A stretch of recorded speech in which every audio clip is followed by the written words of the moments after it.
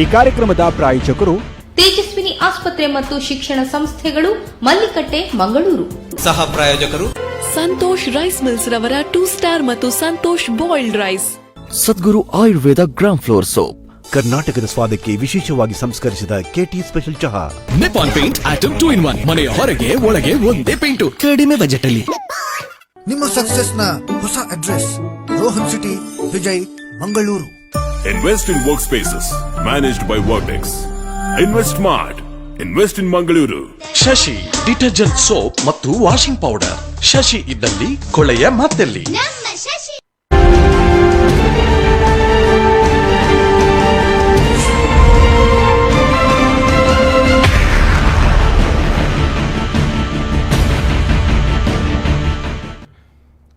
Hi hello ನಮಸ್ಕಾರ. ನಮ್ಮ ಟಿವಿಯ ಜನಧ್ವನಿ ನೇರ ಪ್ರಸಾರ ಕಾರ್ಯಕ್ರಮಕ್ಕೆ ಸ್ವಾಗತ. ನಾನು ನಿಮ್ಮ ಧ್ವನಿ ಶಶಾಂಕ್ ಗೌಡರು. ಸೊ ಇವತ್ತಿನ ಜನಧ್ವನಿಯಲ್ಲಿ ಸ್ಪೆಷಲಿ ಕಳೆದ 50 ವರ್ಷದ ಹಿಂದೆ ಆ್ಯಂಡ್ ಇವತ್ತಿನ ಈ ರಾತ್ರಿ, ಕಳೆದ 50 ವರ್ಷದ ಹಿಂದೆ ಈ ರಾತ್ರಿ ಯಾವ ಮಟ್ಟಕ್ಕೆ ಇತ್ತು ಅಂತ ಹೇಳಿದರೆ, ಭಾರತೀಯರೆಲ್ಲರೂ ಕೂಡ ಕಗ್ಗತ್ತಲಲ್ಲಿ ಕಾಮನ್ ಮ್ಯಾನ್ಗಳಾದಂತಹ ಸಮಯ ಅದು. ಅರ್ಧ ಶತಮಾನದ ಹಿಂದೆ 21 ತಿಂಗಳುಗಳ ಕಾಲ ದೇಶಕ್ಕೆ ಎದುರಾದಂತಹ ಗಂಡಾಂತರದ ಮೆಲುಕನ್ನು ಹಾಕುವಂತಹ ಸಮಯ ಇದು. ತುರ್ತು ಪರಿಸ್ಥಿತಿಯ ಕರಾಳ ನೆನಪುಗಳನ್ನು ಒಂದೊಂದಾಗಿ ಬಿಚ್ಚಿಡುವಂತಹ ಸಂದರ್ಭ ಇದು. 1975ರಲ್ಲಿ ಇಡೀ ದೇಶದ ಜನರ ಬಾಯಿ ಮುಚ್ಚಿಸಿದ್ದ ತುರ್ತು ಪರಿಸ್ಥಿತಿಗೆ ಇವತ್ತು 50 ವರ್ಷಗಳು ಸಂದಿದೆ. ಎಮರ್ಜೆನ್ಸಿ 50, ಎಮರ್ಜೆನ್ಸಿಗೆ 50 ವರ್ಷ. ಈ ದೇಶಕ್ಕೆ ಎಮರ್ಜೆನ್ಸಿಯ ಅವಶ್ಯಕತೆ ಏನಿತ್ತು, ತುರ್ತು ಪರಿಸ್ಥಿತಿಯನ್ನು ಹೇರಿಕೆ ಮಾಡುವಂಥ ಅವಶ್ಯಕತೆ ಏನಿತ್ತು ಅನ್ನುವಂಥ ಪ್ರಶ್ನೆ ಹಲವರಿಗಿದೆ.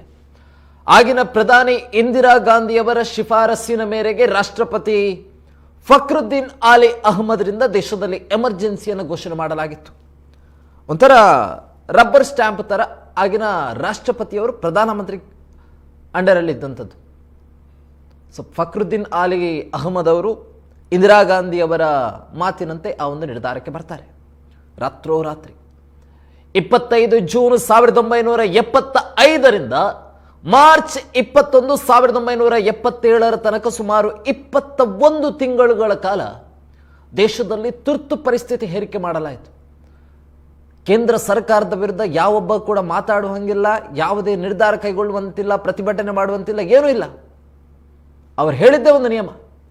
1962 ಮತ್ತು 1971 ಬಳಿಕ, 62 ಈ ದೇಶಕ್ಕೆ ದಾಳಿ ಮತ್ತು 71 ಸಂದರ್ಭ ಪಾಕಿಸ್ತಾನ ಮತ್ತು ಭಾರತದ ಯುದ್ಧದ ಸಂದರ್ಭ ತುರ್ತು ಪರಿಸ್ಥಿತಿ ಹೇರಿಕೆ ಮಾಡಲಾಗಿತ್ತು.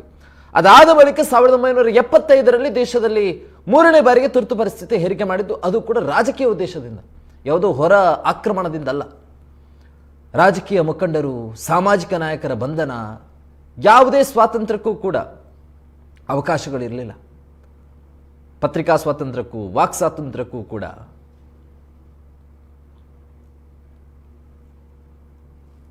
ಅಂತಹ ಪರಿಸ್ಥಿತಿ ಉಲ್ಬಣ ಆಗಿದ್ದಂತಹ ಸಂದರ್ಭ.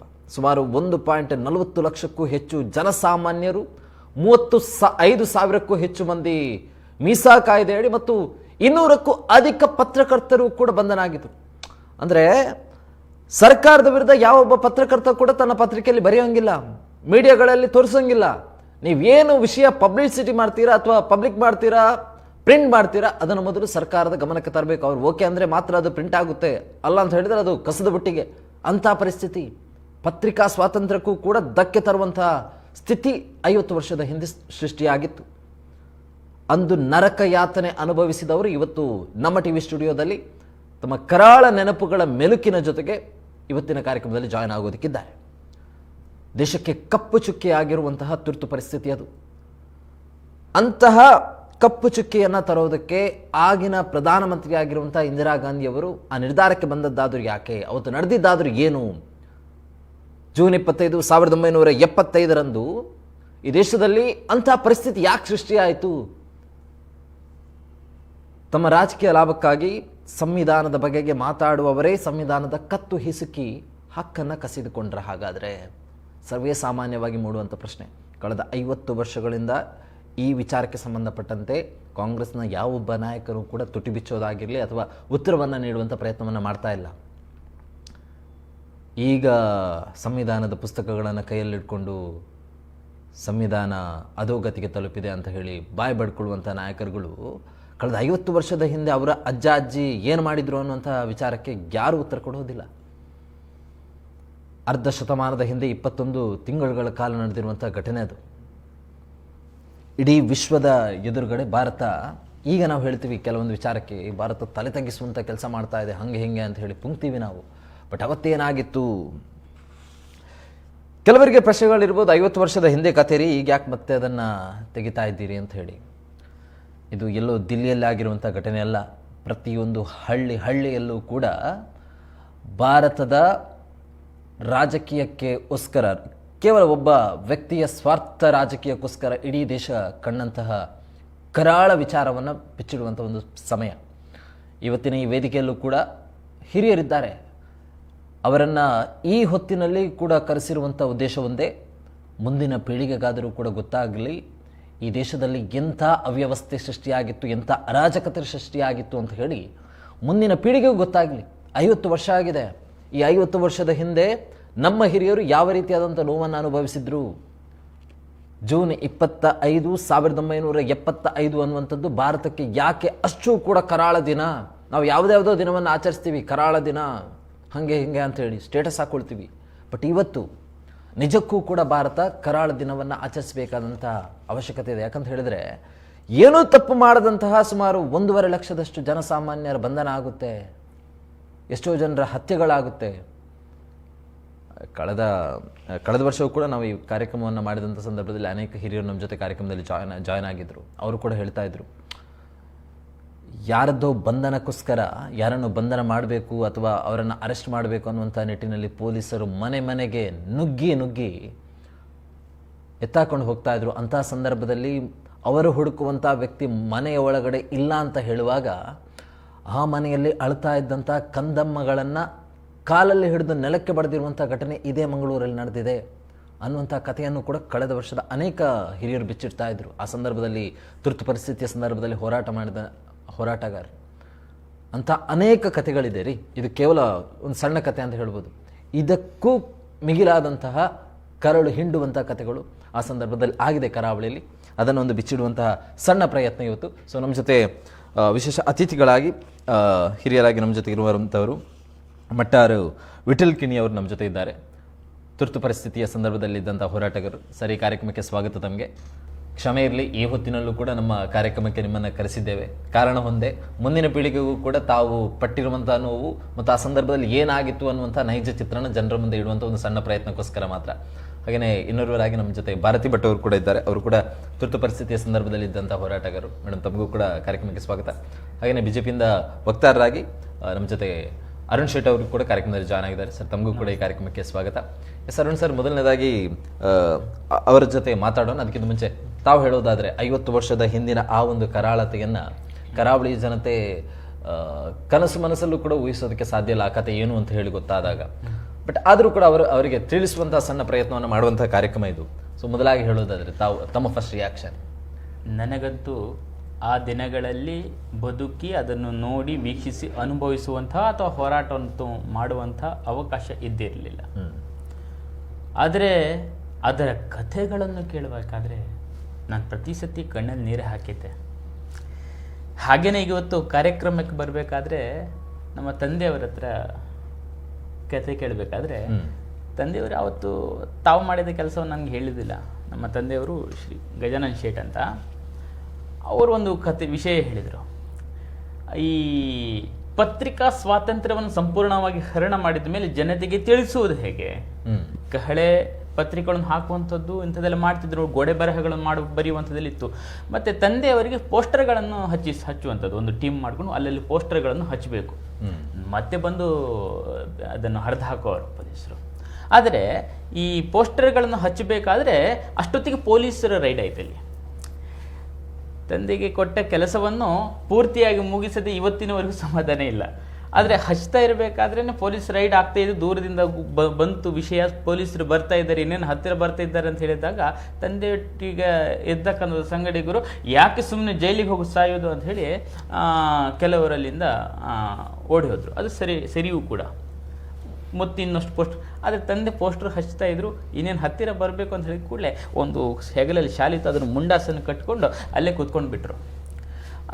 ಪೊಲೀಸರು ಬಂದರು. ಇವರನ್ನು ನೋಡಿದರೆ ಹೆಚ್ಚಿನ ಅಂಶ ಇಲ್ಲಿ ದುಡಿಯುವ ಮಜ್ದೂರ್ ಅಂತ ಹೇಳ್ತಾರಲ್ಲ, ಹಾಗೆ ಕೂತ್ಕೊಂಡಿದ್ದಾರೆ ವಿಚಾರಣೆ ಮಾಡಲಿಕ್ಕೆ. ಇಲ್ಲಿ ಯಾರು ಪೋಸ್ಟರ್ ಈಗ ಇರಲಿಲ್ಲ, ಈಗ ಪೋಸ್ಟರ್ ಹಚ್ಚಿದವ್ರು ಯಾರು, ಎಲ್ಲಿ ಹೋದ್ರು, ಏನೋ ಅಂತ ಕೇಳಿದ್ರು. ತಂದೆಯವರು ಹೇಳಿದ್ರು ನನಗೇನೋ ಗೊತ್ತಿಲ್ಲ ಅಂತ. ಪೋಸ್ಟರ್ ಹಚ್ಚಿ ನೋಡ್ತಾರೆ, ಹತ್ತಿರ ಬಂದು ನೋಡ್ತಾರೆ, ಪಜ್ಜಿ ಉಂಡು, ಅಂದರೆ ಹಸಿ ಇದೆ, ಅಂದರೆ ಈಗಷ್ಟೇ ಹಾಕಿದ್ದಾರೆ ಅಂತ. ಎಲ್ಲಿ ಅಂತ ಕೇಳಿದಾಗ ಆವಾಗ ಪೊಲೀಸರು ದಾರಿ ತಪ್ಪಿಸಿದ್ರು. ಅವರು ಆ ಕಡೆ ಅವರ ಯಾರೊಬ್ಬರು ಇದ್ದರು, ಅವರು ಆ ಕಡೆ ಓಡಿ ಹೋದರು ಅಂತ ಹೇಳಿ ಪೊಲೀಸರನ್ನು ಎದುರಿಸಿದ್ದೆ ಅಂತ ನಂಗೀಗ ಈ ಕಾರ್ಯಕ್ರಮ ಬರಬೇಕಾದ್ರೆ ತಂದೆಯವರು ಕೂಡ ಹೇಳಿದರು. ಎಷ್ಟರ ಮಟ್ಟಿಗೆ ಅಂತ ಹೇಳಿದರೆ ಅಲ್ಲಿ ನಮ್ಮ ಸಂಘದ ಶಾಖೆಗಳನ್ನು ಮಾಡಬೇಕು. ಆದರೆ ಆವಾಗ ಶಾಖೆ ಮೇಲೆ ಕೂಡ ಯಾರಾದ್ರು ಶಾಖೆ ಮಾಡ್ಲಿಕ್ಕೆ, ಸಂಘದ RSSನ ಶಾಖೆ ಮಾಡ್ತಾರೆ, ಭಾರತ್ ಮಾತೆಗೆ ಜೈ ಹೇಳ್ತಾರೆ, ನಮಸ್ತೆ ಸದಾವತ್ಸಲ್ಯ ಹೇಳುತ್ತಾರೆ ಅಂತ ಗೊತ್ತಿದ್ರೆ ಕೂಡಲೇ ಅವರ ಮೇನೂ ಹಿಡಿದು ಒಳಗಾಕುವಂಥ ಪರಿಸ್ಥಿತಿ ಅದು. ಅದನ್ನು ದೊಡ್ಡ ವಿಷಯವಾಗಿ ಹೇಳಬೇಕಾಗಿಲ್ಲ. ಆದರೆ ಶಾಖೆಯನ್ನು ಮಾಡಬೇಕಲ್ಲ. ಆದರೆ ಶಾಖೆ ಮಾಡತಕ್ಕಂಥ ಸಂಘ ಸ್ಥಾನಕ್ಕೆ ಹೋಗಬೇಕಾದ್ರೆ ಸಂಘದ ನಿಕ್ಕರನ್ನು ಹಾಕೊಂಡು ಹೋಗ್ಲಿಕ್ಕಾಗುತ್ತಾ? ಇಲ್ಲ. ಅವಾಗ ಏನು ಮಾಡ್ತಿದ್ದಾರೆ ಅಂತ ಹೇಳಿ, ಸಂಘದ ನಿಕ್ಕರ್ ಒಳಗಡೆ ಇರ್ತಿತ್ತಂತೆ, ಮೇಲ್ಗಡೆ ಮುಂಡೆ ಹಾಕುವರು ರೋಡ್ನಲ್ಲಿ ಹೋಗುವಾಗ. ಮತ್ತೆ ಅಲ್ಲಿ ಸಂಘ ಸ್ಥಾನಕ್ಕೆ ಹೋಗಿ ಕುಳಿತುಕೊಂಡ ಮೇಲೆ ಅಲ್ಲಿ ಮತ್ತೆ ಲುಂಗಿ ಬಿಚ್ಚೋರು, ಮತ್ತೆ ಸಂಘದ ಒಂದು ಆಚಾರ ಪದ್ಧತಿ ಇರುತ್ತೆ. ತಂದೆಯವ್ರು ಹೇಳ್ತಿದ್ರು ಎಷ್ಟರವರೆಗೆ ಅಂತ ಹೇಳಿದ್ರೆ, ನಾವು ಯಾವ ದೇಶದಲ್ಲಿ ಇದ್ದೇವೆ ಅಂತ, ಯಾಕಂದ್ರೆ ಕೊನೆಯಲ್ಲಿ ನಾವು ಭಾರತ್ ಮಾತಾಗಿ ಜೈ ಹೇಳ್ತೇವಲ್ಲ, ಭಾರತ್ ಮಾತಾ ಕಿ ಜೈ ಅಂತ ಇವಾಗ ಖುಷಿಯಲ್ಲಿ ಹೇಳ್ತೀವಿ. ಅವಾಗ ಭಾರತ್ ಮಾತಾ ಕಿ ಜೈ, ನಿಮಗೆ ಪರಿಸ್ಥಿತಿ ಅರ್ಥ ಆಗಿರಬೇಕು, ಯಾವ ರೀತಿಯ ತುರ್ತು ಪರಿಸ್ಥಿತಿ ಅಂತ. ಇವಾಗ ಸಂವಿಧಾನದ ಪುಸ್ತಕವನ್ನು ಅಲಾಡಿಸ್ಕೊಂಡು ಸಂವಿಧಾನವನ್ನು ಕಗ್ಗೊಲೆ ಮಾಡ್ತಾರೆ. ಇದು ಕಗ್ಗೊಲೆ ಅಲ್ಲ, ಇದನ್ನು ಯಾವ ರೀತಿಗೆ ಪ್ರಜಾಪ್ರಭುತ್ವವನ್ನು ಕೊಲೆಗೈದಿದ್ರು ತನ್ನ ಒಂದೇ ಒಂದು ಸ್ವಾರ್ಥಕ್ಕೋಸ್ಕರ ಅಂತ ಈಗಷ್ಟೇ ತಾವು ಅದರ ಉಲ್ಲೇಖ ಮಾಡಿದ್ರಿ. ತನಗೆ ಅಧಿಕಾರ ಹೋಯ್ತು ಅಂತ ಹೇಳಿ ಇಡೀ ರಾಷ್ಟ್ರವನ್ನು ಕೊಲೆಗಡಿಸಿದ್ರು. ಇಂಥ ಒಂದು ಕರಾಳ ದಿನ. ಆ ಒಂದು ಅದರ ಘಟನೆಗಳು ಒಲಿಗಳು ಬಹಳಷ್ಟಿವೆ. ಅದು ಎಷ್ಟು ಜನರ ಕಗ್ಗೊಲೆ ಆಯಿತು. ನನ್ನ ಲಾಸ್ಟ್ ಟೈಮ್ ಇಲ್ಲಿ ಬಂದಿದ್ದರು ನಾಗೇಶ್ ಶೇಟ್ ಅಂತ, ಅವ್ರು ನನ್ನ ಚಿಕ್ಕಪ್ಪ ಆಗಿರಬೇಕು, ಅವರನ್ನು ಕೂಡ ಒಳಗೆ ಹಾಕಿದ್ರು. ಅವ್ರ ಹತ್ತಿರ ಇದ್ದಂಥವನನ್ನು ಹೊಡೆದು ಸಾಯಿಸಿದ್ರು ಪೊಲೀಸರು. ಆ ಹೊಡೆಯುವಾಗ ಲಾಠಿಲಿ ಹೊಡಿತಾರೆ, ಲಾಠಿಯ ತುದಿಯಲ್ಲಿ ಒಂದು ಮೊಳೆ ಇರ್ತಿತ್ತು, ಆ ಮೊಳೆಯಿಂದ ಹೊಡಿಬೇಕಾದ್ರೆ ನೇರವಾಗಿ ಆ ಎಲುಬಿಗೆ ತಾಗಬೇಕು ಅನ್ನುವಂಥದ್ದು. ಅಂಥ ನಮ್ಮನ್ನ ಕ್ರೌರ್ಯವನ್ನು ಒಂದು ನಡೆಸಿದ್ರು. ಇವತ್ತು ಕೂಡ ಅದೇ ಪಾರ್ಟಿ ಸಂವಿಧಾನದ ಬಗ್ಗೆ ಮಾತಾಡುತ್ತಲ್ಲ, ಸ್ವಲ್ಪ ನಾಚಿಕೆ ಅನ್ನುವಂಥದ್ದು ಒಂದ್ಸತಿ ಸತ್ತು ಹೋಗಿದೆಯಾ ಇವತ್ತು ಅಂತ ಹೇಳಲಿಕ್ಕೆ, ರಾಜಕೀಯವಾಗಿ ಹೇಳಲಿಕ್ಕೆ ಹೋಗೋದಿಲ್ಲ ನಾನು, ಆದರೆ ಒಂದ್ಸತಿ ಇದ್ರ ಬಗ್ಗೆ ಗಮನ ಇರಲಿ ಅಂತ ಹೇಳಲಿಕ್ಕೆ ಬಯಸ್ತೇನೆ. ಎಸ್ ಇವತ್ತಿನ ಕಾರ್ಯಕ್ರಮದಲ್ಲೂ ಕೂಡ ಅಷ್ಟೇ ಯಾವುದೇ ಪಕ್ಷವನ್ನು ಟಾರ್ಗೆಟ್ ಮಾಡಿಕೊಂಡು ಅಥವಾ ರಾಜಕೀಯವಾಗಿ ಇರುವಂಥ ವಿಚಾರಗಳನ್ನು ಇಲ್ಲಿ ಪ್ರಸ್ತುತಪಡಿಸ್ತಾ ಇಲ್ಲ. ಬದಲಾಗಿ ಈ ದೇಶ ಮತ್ತು ಇಲ್ಲಿಯ ಜನತೆ ಕಂಡಿರುವಂಥ ನೋವು ಏನು ಅನ್ನುವಂಥದ್ದನ್ನು ಮುಂದಿನ ಪೀಳಿಗೆಗೆ ತಿಳಿಸುವಂಥ ಒಂದು ಜವಾಬ್ದಾರಿಯ ಹೆಜ್ಜೆಯೂ ಕೂಡ. ಕಳೆದ ಬಾರಿಯ ಕಾರ್ಯಕ್ರಮದಲ್ಲಿ ಇವತ್ತಿನ ಪತ್ರಿಕೆಯಲ್ಲೂ ಕೂಡ ಯಾವುದೋ ಒಂದು ಪತ್ರಿಕೆಯಲ್ಲಿ ಗಮನಿಸಿದೆ, ಮಧುಕರ್ ನಾಯಕ್ ಅಂತ ಹೇಳಿ, ಅವರು ಕೂಡ ಮಂಗಳೂರಿನವರೇ. ಕಳೆದ ಕಾರ್ಯಕ್ರಮದಲ್ಲಿ ನಮ್ಮ ಜೊತೆ ಕಾರ್ಯಕ್ರಮದಲ್ಲಿ ಭಾಗವಹಿಸಿದ್ರು. ಅವ್ರಿಗೆ ಎಲ್ಲಿಯ ಮಟ್ಟಕ್ಕೆ ಅಂತ ಹೇಳಿದ್ರೆ, ಇದೇ ಬರ್ಕೆ ಪೊಲೀಸ್ ಠಾಣೆಯ ಬಂದರ್ ಪೊಲೀಸ್ ಠಾಣೆಯ 2ನೇ ಮಹಡಿಯಿಂದ ಅವರನ್ನ ತಳ್ಳಿ ಹಾಕಲಾಯಿತು. ಇವತ್ತಿಗೂ ಕೂಡ ಅವರು ಕುಂಠಿತ ನಡೆಯುವಂತ ಪರಿಸ್ಥಿತಿ ಇದೆ. ಅವ್ರ ಹತ್ರ ಯಾಕೆ ಹೀಗಾಯ್ತು, ಏನಾದ್ರೂ ಆಕ್ಸಿಡೆಂಟ್ ಆಗಿದೆ ಅಂತ ಕೇಳಿದ್ರೆ ಇಲ್ಲ, ಇದು ತುರ್ತು ಪರಿಸ್ಥಿತಿ ನನಗೆ ನೀಡಿರುವಂತಹ ಒಂದು ಕೊಡುಗೆ ಅನ್ನುವಂಥದ್ದನ್ನು ಇವತ್ತಿಗೂ ಕೂಡ ಹೇಳ್ತಾರೆ. ಇವತ್ತಿಗೂ ಕೂಡ ಒಂದು ಜೀವಂತ ಸಾಕ್ಷಿ. ನಮ್ಮ ಜೊತೆ ಇರುವಂತ ಇನ್ನಷ್ಟು ಅತಿಥಿಗಳ ಜೊತೆ ಮಾತಾಡೋಣ. ಮುಂದನೇದಾಗಿ ವಿಠಲ್ ಸರ್, ತಾವೇ ಹೇಳಿ ತಮ್ಮ ಅನುಭವ ಯಾವ ತರ, ಅಂದ್ರೆ ಆ ತುರ್ತು ಪರಿಸ್ಥಿತಿಯ ಸಂದರ್ಭದಲ್ಲಿ ತಾವು ಎದುರಿಸಿರುವಂತಹ ನೋವುಗಳು ಅಥವಾ ಆ ಒಂದು ಸಮಯ ಹೇಗಿತ್ತು ಅಂತ ಹೇಳಿ.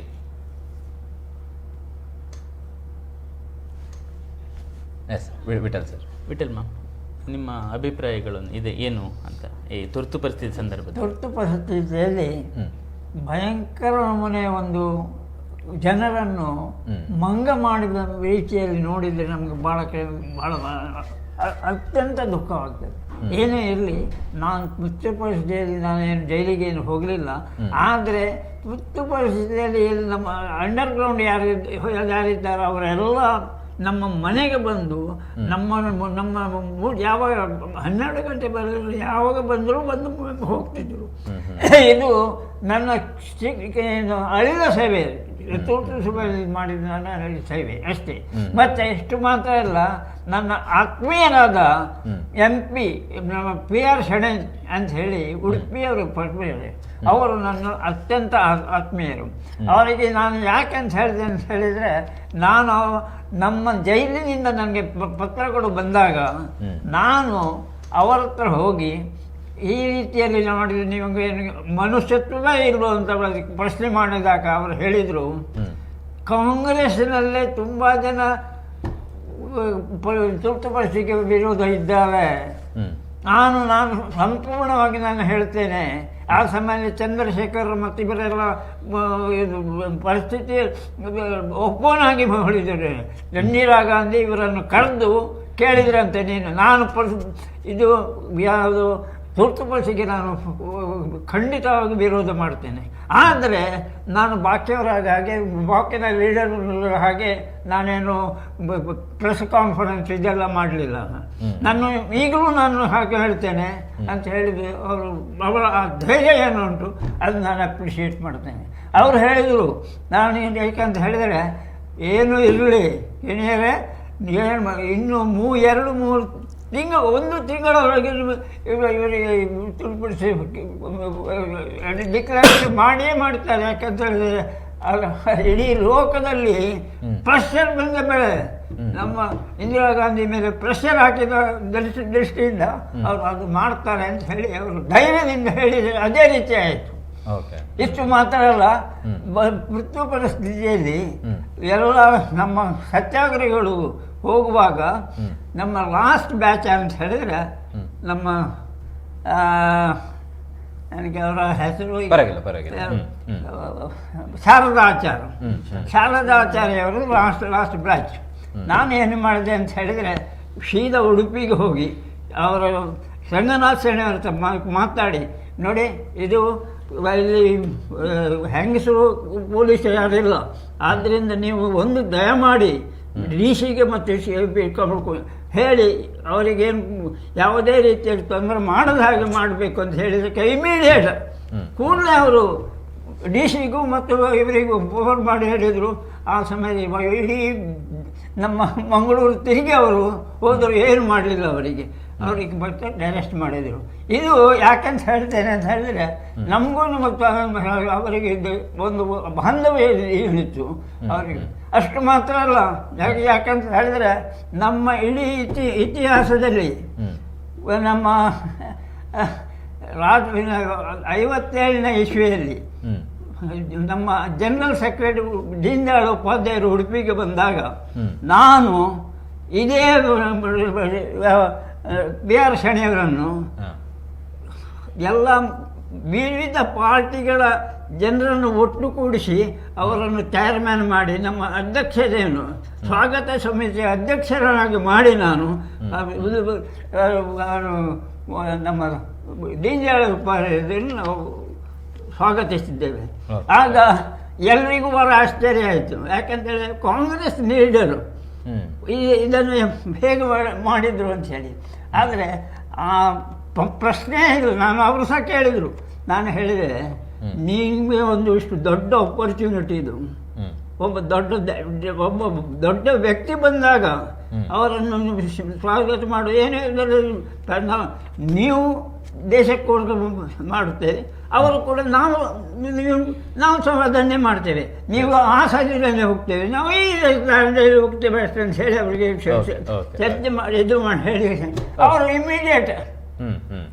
ಯಾಕಂತ ಹೇಳಿದರೆ ದೇಶ ನಮ್ಮ ದೇಶಕ್ಕೋಸ್ಕರ ಯಾರು ಇದು ಮಾಡ್ತಾರೆ ಅವರನ್ನು ನಾವು ಖಂಡಿತವಾಗಿಯೂ ಸಪೋರ್ಟ್ ಮಾಡಬೇಕು ಎಂಬ ದೃಷ್ಟಿಯಿಂದ ನಾನು ಕೇಳಿದೆ. ಆಗ ಅವರು ಒಪ್ಪಿ ಅದನ್ನು ಮಾಡಿದರು. ಎಷ್ಟು ಎಲ್ರಿಗೂ ಆಶ್ಚರ್ಯ ಮತ್ತು ಬಹಳ ಸಂತೋಷ ಆಯಿತು. ಯಾಕೆಂದರೆ ನಾವೇನು ದ್ವೇಷಿಗಳಲ್ಲ, ನಾವೆಲ್ಲ ಒಟ್ಟಿಗೆ. ಆದರೆ ಏನು ಮಾಡೋದು, ದೇಶದ ಸೇವೆಗೋಸ್ಕರ ಒಂದೊಂದು ರೀತಿಯಲ್ಲಿ ಹೋಗ್ತೇವೆ ಅಂತ ಹೇಳಿ ಅವರು ಮಾಡಿ ಅಷ್ಟು ಮಾತು ಅಲ್ಲಿ ಇಡೀ ದಿವಸದ ಕಾರ್ಯಕ್ರಮ ಏನುಂಟು ಅವರು ಸಂಪೂರ್ಣ 12 ಗಂಟೆಗೆ TFIಗಳು ಕೂಡ ಬಂದು ಊಟ ಮಾಡಿಕೊಂಡು ಹೋಗಿದ್ದಾರೆ ಇವರೊಟ್ಟಿಗೆ. ಮತ್ತು ದೀನ್ ದಯಾಳರನ್ನು ಅವರ ಕ್ಯಾಂಪಸ್ಗೆ ಎಲ್ಲ ತೋರಿಸಿ ಅವರಿಗೆ ಕಳಿಸಿದ್ದಾರೆ. ಇದು ನನ್ನ ವಿಷಯ. ಈಗ 90 ಹೇಳ್ತೇನೆ, ಅವರು ಸ್ವಾತಂತ್ರ್ಯ ಹೋರಾಟದಲ್ಲಿ ಕೂಡ ಇದ್ರು. ಗೋವಾ ವಿಮೋಚನೆಯಲ್ಲಿ ಇವರದ್ದು ಬಹಳ ದೊಡ್ಡದಾಗಿರೋ ಪಾತ್ರ. ಗೋವಾ ನಮ್ಗೆ ಸ್ವಾತಂತ್ರ್ಯ 1947 ಹೇಳ್ತೀವಿ, ಆದ್ರೆ ಗೋವಾ ವಿಮೋಚನೆ ಆದ ಅದರ ನಂತರ 14 ವರ್ಷದ ನಂತರ 61 ಕಾಣುತ್ತೆ. ಆವಾಗಲೇ ಇವರು ಗೋವಾಕ್ಕೆ ಹೋಗಿ ಹೋರಾಟ ಮಾಡಿದವರು. ತುರ್ತು ಪರಿಸ್ಥಿತಿಯಲ್ಲಿ ಕೂಡ ಹೋರಾಟ ಮಾಡಿದವರು. ಇವರ ಮನೆಯಲ್ಲಿ ತುರ್ತು ಪರಿಸ್ಥಿತಿಗೆ ಅನ್ಲಿಮಿಟೆಡ್ ಫುಡ್ ಮನೆಗೆ ಬರ್ತಿದ್ರು. ಮತ್ತೆ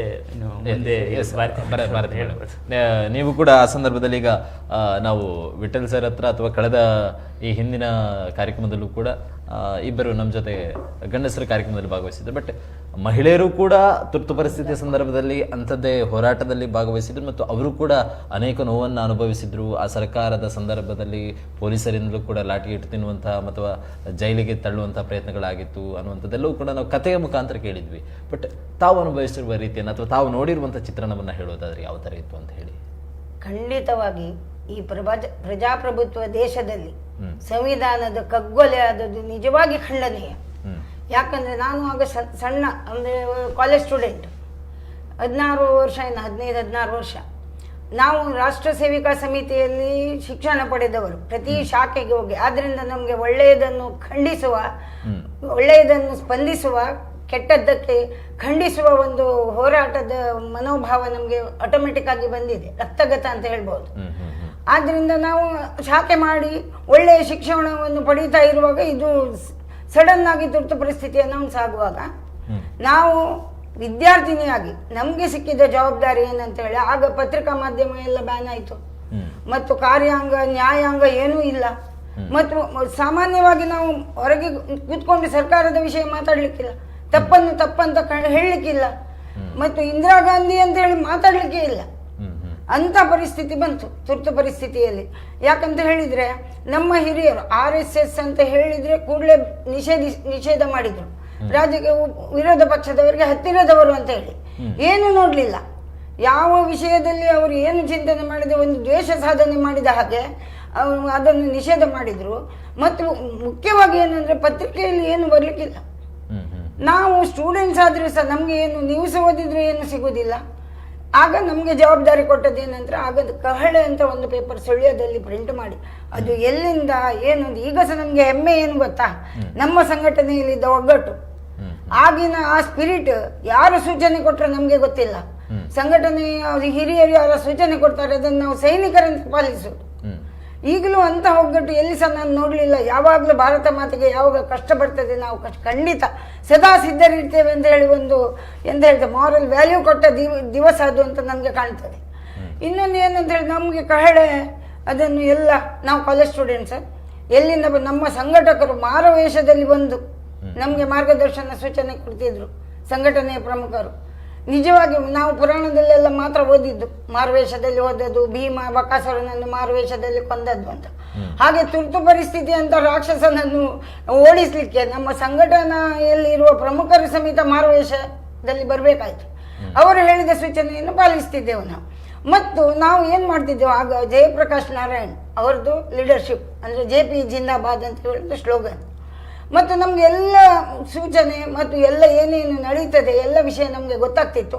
ಇವರು ಮಟ್ಟಾರ್ ವಿಠಲ್ಕಿಣಿ ಹೇಳಿದ ಹಾಗೆ ರಾತ್ರಿ 12 ಗಂಟೆಗೆ ನಮ್ಮದು ಬೈಠಕ್ ನಡೀತಿತ್ತು. ಯಾರಿಗೆ ಗೊತ್ತಿಲ್ಲ, ಹೊರಗೆ ಗೊತ್ತಿಲ್ಲ, ನಾವು ಸೈನಿಕರಂತೂ ಯಾರಿಗೂ ಗೊತ್ತಿಲ್ಲ. ಆ ರೀತಿಯಲ್ಲಿ ನಾವು ಕೆಲಸ ಮಾಡ್ತಿದ್ದೆವು. ಆದರೆ ಇದು ನಿಜವಾಗಿ ಖಂಡನೀಯ ಏನಂತ ಹೇಳಿದರೆ, ನಾವು ಸ್ಟೂಡೆಂಟ್ಸ್, ನಮಗೆ ನಮ್ಮದು ಶಾರದಾಚಾರ್ಯ ಇರಲಿ, ಸುಮಚಕ್ಕ ಅಂತ ಒಬ್ಬರಿದ್ದರು, ನಾವು ರಾಷ್ಟ್ರ ಸೇವಿಕಾ ಸಮಿತಿಯ ನೇತೃತ್ವದಿಂದ ನಾವು ಹೋಗ್ತಿದ್ದೆವು. ಅದನ್ನು ಹೋರಾಟ ಪ್ರತಿಭಟಿಸುವ ಶಕ್ತಿ ಸಹ ಇಲ್ಲ, ಅವರು ಬಿಡುವುದಿಲ್ಲ, ಪ್ರತಿಭಟಿಸಲಿಕ್ಕೆ ಸಹ ಬಿಡುವುದಿಲ್ಲ, ಏನೂ ಇಲ್ಲ. ಆ ಹಕ್ಕನ್ನು ಸಮೇತ ಅವರು ಕಿತ್ತುಕೊಂಡಿದ್ದಾರೆ. ಯಾರು ಮಾತಾಡ್ತಿರ್ಲಿಲ್ಲ, ನಮ್ಮ ಹತ್ರ ಬರುವಾಗ ಹೇಳ್ತಿದ್ರು ನೀವು ಮಾತಾಡಬೇಡಿ ಯಾವ ವಿಷಯ ಅಂತ ಹೇಳಿ. ಅಂತ ನಮ್ಮ ಜನಸಾಮಾನ್ಯರಿದ್ರು. ನಂತರ ಏನಾಯ್ತು, ನಾವು ಆಗಾಗ ಒಂದು ವಾರಕ್ಕೊಮ್ಮೆಯ ನಮಗೆ ಸೂಚನೆ ಬಂದ ಕೂಡಲೇ ನಾವು ಎಲ್ಲಿಂದ ಹೇಳಿ, ಅಂದರೆ ಪೊಲೀಸರು ಕಾದು ನಿಲ್ತಿದ್ರು, ವ್ಯಾನ್ ಎಲ್ಲ ಆಚೆ ಹೋಗುತ್ತಿದ್ದು. ಆಗ ನಾವು ಯಾವುದೋ ಒಂದು ಬಸ್ ಸ್ಟ್ಯಾಂಡಲ್ಲಿ ಹೊರಡುದು ಪ್ರತಿಭಟನೆಗೆ. ಸಾಧಾರಣ ಅಲ್ಲಿ ಅವರಿಗೆ ಬೇರೆ ನ್ಯೂಸ್ ಕೊಡೋದು, ಅದೆಲ್ಲ ನಮ್ಮದೊಂದು ಸ್ಟ್ರಾಟಜಿ ಇತ್ತು. ಅವರು ಅರ್ಧದಲ್ಲಿ ಹೋಗುವಾಗ ಬಂದು ಅರೆಸ್ಟ್ ಮಾಡ್ತಿದ್ರು, ಜಾಗ ಇಲ್ಲ, ಅಷ್ಟು ಫುಲ್ ಲಾಕಪ್ ಅಲ್ಲಿ ಇಲ್ಲ, ನಮ್ಗೆ ಎಲ್ಲಿ ಆ ಶಾಲೆಯಲ್ಲಿ ಕೂತ್ಕೊಳ್ಳಿಸಿ ಸಂಜೆ ಬಿಡ್ತಿದ್ರು. ಹಾಗೆ ಅನೇಕ ಪ್ರತಿಭಟನೆಗಳಾಯ್ತು. ಮತ್ತೆ ಅಲ್ಲ, ನಮ್ಗೆ ಸ್ಟೂಡೆಂಟ್ಸ್ ನಾವು ಏನ್ ಮಾಡಿದ್ದೇವೆ ಅಂತ ಹೇಳಿ, ಒಂದು ದಿವಸ ಸೆಕ್ಷನ್ 144 ಹಾಕಿದ್ರು. ನಾವು DC-ಗೆ ಒಂದು ಮನವಿ ಕೊಡ್ತೇವೆ ಅಂತ ಹೇಳಿ ಬ್ಲಾಕ್ ಮುಖಕ್ಕೆ ಕಟ್ಟಿ ಮತ್ತು ಹಿಂದೆ ಕೈ ಕಟ್ಟಿ ನಾವು ಹೋಗ್ತಾ ಇದ್ದೇವೆ. ಹೋಗುವಾಗ ರಿಸರ್ವ್ ಪೊಲೀಸ್ ಬಂದು ನಮ್ಮ ಲೇಡೀಸ್ ವಿದ್ಯಾರ್ಥಿನಿಯರಿಗೆ ಹೊಡಿಲಿಕ್ಕೆ ಸ್ಟಾರ್ಟ್ ಮಾಡಿದ. ಅದು ರುಚಿ ನಾನು ಸಹ ಒಂದು ತಗೊಂಡಿದ್ದೇನೆ. ಎಂತ ಒಂದು ಲಾಠಿಯ ಚಾರ್ಜ್ ಅಂದ್ರೆ ಅದು ಪೆಟ್ಟು ಈಗ ಸಹ ನನಗೆ ಎಣಿಸಿದ್ರೆ ಕಾಣ್ತದೆ. ಇದು ಕೈ ಫ್ರ್ಯಾಕ್ಚರ್ 1 ತಿಂಗಳು. ನನಗೆ ಸ್ವಂತ ಅನುಭವ ಹೇಳ್ತಾ ಇದ್ದೇನೆ ನಾನು. ನಂತರ ಆದ್ರೂ ನಾವು ಕೆಲಸ ಮುಂದುವರಿಸಿದ್ದೇವೆ. ದೇಶಕ್ಕಾಗಿ ಏನಾದ್ರೂ ಮಾಡಬೇಕು. ಇವರು 21 ತಿಂಗಳ ಕಾಲ ನಮ್ಮನ್ನು ಹಾಗೆ ಮಾಡಿದ್ರಲ್ಲ ಪ್ರಜಾಪ್ರಭುತ್ವ ದೇಶದಲ್ಲಿ. ಈಗ ಸಂವಿಧಾನ ಹೇಳ್ತಾರಲ್ಲ, ಸಂವಿಧಾನದ ಕಗ್ಗೊಲೆ ಆಯ್ತಲ್ಲ, ಯಾವುದು ಅದರ ಉದ್ದೇಶ ಯಾವುದಿತ್ತು? ಅದನ್ನು ಮಾಡ್ಲಿಕ್ಕೆ ಇವರು ಬಿಟ್ಟಿದಾರ? ಏನೂ ಇಲ್ಲ. ಒಬ್ಬ ಮಹಿಳೆ ಅಂತ ಹೇಳಿ ನಮ್ಗೆ ಒಂದು ಇದಿತ್ತು, ವಿದ್ಯಾರ್ಥಿನಿಯರಿಗೆ ಒಂದು ಮಹಿಳಾ ಪ್ರಧಾನಮಂತ್ರಿ ಅಂತ ಹೇಳಿ. ಆದ್ರೆ ಆ ಸಮಯದಲ್ಲಿ ಒಂದು ಮಹಿಳೆ ಸಹ ಹೀಗೆ ಮಾಡ್ತಾರಂತ ಹೇಳಿ ನಮ್ಗೆ ಇದಾಯ್ತು. ಒಂದು ನಂತರ ಏನಾಯ್ತು ಅಂತ ಹೇಳಿದ್ರೆ, ಕಹಳೆ ಪೇಪರ್ ನಾವು ಹಂಚುತ್ತಾ ಇದ್ದೆವು. ಮನೆಯಲ್ಲಿ ಕಹಳೆ ಪೇಪರ್ ಇಟ್ಟರೆ ರಾತ್ರಿ ಬಂದು ಪೊಲೀಸರು ಎಲ್ಲಿ ಇಟ್ಟಿದ್ದೀರಿ ಹೇಳಿ ಎಳೆದುಕೊಂಡು ಹೋಗುದು. ಇಲ್ಲ, ನಮ್ಮ ಹತ್ರ ಇಲ್ಲ ಅಂತ ಹೇಳಿದ್ರು, ಕೇಳ್ತಿರ್ಲಿಲ್ಲ. ಮತ್ತೆ ಒಂದು ದಿವಸ ನಾವು ಹಾಗೆ ಹೋಗುವಾಗ ನಮಗೆ ಅರೆಸ್ಟ್ ಆಯಿತು. ನಮಗೆ ವಿದ್ಯಾರ್ಥಿನಿಯರದ್ದು ಒಂದು ಗ್ರೂಪ್ ಇತ್ತು, ಅರೆಸ್ಟ್ ಆಯಿತು. ಅರೆಸ್ಟ್ ಆಗುವಾಗ ಆ ಕಹಳೆ ನಮ್ಮ ಕೈಯಲ್ಲಿತ್ತು. ನಮಗೆ ಆ ಕಹಳೆ ಅಂತ ಹೇಳಿದರೆ ಒಂದು ನಿಜವಾಗಿ ಒಂದು ಪವಿತ್ರ, ಈಗಿನ ಹಾಗೆ ನ್ಯೂಸ್ ಪೇಪರ್ ನಾವು ಬಿಸಾಡ್ತೇವೆ ಅದೆಲ್ಲ ಇಲ್ಲ. ನಮಗೆ ಒಂದು ಗ್ರಂಥದ ಹಾಗೆ ಹೇಳೋದಿಲ್ಲ. ಹಾಗೆ ನಾವು ಎಂತ ಮಾಡೋದು, ಈಗ ಎಲ್ಲ ನಮ್ಮದು ಗ್ರೂಪ್ ಉಂಟು. ಕಹಳೆ ಅಂತ ಹೇಳಿದ ಕೂಡಲೇ ಪೊಲೀಸರಿಗೆ ಎಲರ್ಜಿ, ಅವರು ಕೂಡಲೇ ಏನಾದರೂ ಮಾಡ್ತಾರೆ. ನಾವು ನೋಡಿದ್ದೇವೆ ಕಣ್ಣಾರೆ. ನೀವು ಮಧುಕರಿ ನಾಯಕ ಹೇಳಿದ್ರಲ್ಲ, ಅವರನ್ನು ಬಿಸಾಡುವಾಗ ನಾವು ಅಲ್ಲಿದ್ದೇವೆ ಬಂದರ್ ಪೊಲೀಸ್ ಸ್ಟೇಷನ್ ಅಲ್ಲಿ. ಸುಧಾಕರ್ ಜೋಶಿ ಅಂತ ಇದ್ರು, ಅವರು ತಲೆಯೆಲ್ಲ ಬೋಳಿಸಿ ಮಾರುವೇಷ. ಈಗ ನನಗೆ ಎಣಿಸಿದ್ರೆ ಅವರೆಲ್ಲ ಎಲ್ಲಿದ್ದಾರೆ ಈಗ ನನಗೆ ಗೊತ್ತಿಲ್ಲ. ನಮ್ಮ ಲೇಡೀಸ್ ವಿದ್ಯಾರ್ಥಿನಿಯರು ಅನೇಕರಿದ್ರು ಸಫರ್ ಆದವರು. ನಂತರ ಅವರು ನಮ್ಗೆ ಏನ್ ಮಾಡಿದ್ರು, ಕಹಳೆ ಏನ್ ಮಾಡುತ್ತೆ ಅಂತ ಗೊತ್ತಾಗ್ಲಿಲ್ಲ. ನಾವು ತಿಂದು ಬಿಟ್ಟೇವೆ ಅದನ್ನು. ಹಿಡಿದ್ರೆ ಅವರು ಅರೆಸ್ಟ್ ಮಾಡ್ತಾರೆ. ಅರೆಸ್ಟ್ ಮಾಡಿದ್ರು ಚಿಂತಿಲ್ಲ, ಇಡೀ ಗ್ರೂಪಿಗೆ ಟಾರ್ಚರ್ ಕೊಡ್ತಾರೆ. ಕಡೆಗೆ ಅವರು ನೋಡಿದ್ರು, ಒಂದು ಸಲ ನೋಡಿ ಎಷ್ಟರ ತನಕ ಅವರು ಮಾಡ್ತಾರಂದ್ರೆ ಗೂಢಚಾರಕ್ಕೆ ಪೊಲೀಸರಲ್ಲಿ ಒಳ್ಳೆಯವರು ಸಹ ಇದ್ದಾರೆ, ಗೌರವ ಕೊಡ್ತೇನೆ ನಾನು, ಒಳ್ಳೆಯವರು ಸಹ ಸಿಕ್ಕಿದ್ದಾರೆ ನಮಗೆ. ಆದ್ರೆ ಒಂದ್ಸಲ ನಾವು ಕಾಲೇಜಿಗೆ ಹೋಗುವಾಗ ನಮ್ಮ ಹತ್ರ ಬಂದು ನಾವು ಮಕ್ಕಳಲ್ಲ, ನಮ್ಮ ಹತ್ರ ಬಂದು ಕೇಳಿದ್ರು, ನಿಮ್ಮ ಮನೆಯಲ್ಲಿ ಕಹಳೆ ಉಂಟಲ್ಲ ಜಾಗ್ರತೆಯಲ್ಲಿ ಇಡಿ, ಅದು ಎಲ್ಲಿಯಾದ್ರೂ ಮತ್ತೆ ನಿಮ್ಮ ತಂದೆ ತಾಯಿಯರನ್ನೇ ಅರೆಸ್ಟ್ ಮಾಡ್ತಾರೆ. ನನಗೆ ಬಾಯಲ್ಲಿ ಬಂತು ಹೇಳುವ ಅಂತೇಳಿ ನಾವು ಬೆರಣೆ ಹಾಕುವ ಅಟ್ಟದಲ್ಲಿ ಅಕ್ಕಿಯ ಇದರಲ್ಲಿ ಇಡ್ತಿದ್ದೇವೆ. ಅದು ಹೇಳಲಿಕ್ಕೆ ಬಂತು. ಮತ್ತೆ ಏನೋ ನಮಗೆ ಸಂಘದ ಶಿಕ್ಷಣ ಇದ್ದಲ್ಲ, ಇದು ಏನೋ ಉಂಟು ಇದರಲ್ಲಿ ಅಂತ ಹೇಳಿ ಹೇಳಲಿಲ್ಲ. ಅದೇ ಮನುಷ್ಯ, ಅದೇ ಅವ್ರು ಪೊಲೀಸ್ ಇನ್ಸ್ಪೆಕ್ಟರ್ ಅಲ್ಲಿ ಹೋಗುವಾಗ ನಮ್ಗೆ ಹೇಳುದು, ಇವಳನ್ನು ಸರಿ ಹಿಡಿಯಿರಿ, ಇವಳು ಕಹಳೆ ತಿಂದಿದ್ದಾಳೆ, ಈಗ ಬಸ್ಕಿ ತೆಗೀರಿ ಅಂತ. 500 ಬಸ್ಕಿ, 250 ಹೇಳುವಾಗ ಬಿದ್ದೆವು. ನಂತರ ನೀರೆಲ್ಲ ಹೊಡೆದು ಎಷ್ಟೋ ಸಮಯ ನಾವು ನಡಿಲಿಕ್ಕೆ ಆಗ್ತಿರ್ಲಿಲ್ಲ ನಮ್ಗೆ. ಆದ್ರೆ ಸಹ ಈಗ ಸಹ ನನಗೆ ಆ ಸ್ಪಿರಿಟ್ ಕಾಣುವಾಗ ಕಾಣ್ತದೆ. ಬರ್ತೇನೆ. ಒಂದು ದೂರವಾಣಿ ಕರೆ ಇದೆ. ಹಲೋ. ಸಾಯಿ ಭಾರತೀಯ ಪಾದ ಪದ್ಮಗಳ ಪೂಜಿಸೋಣ ಬನ್ನಿ.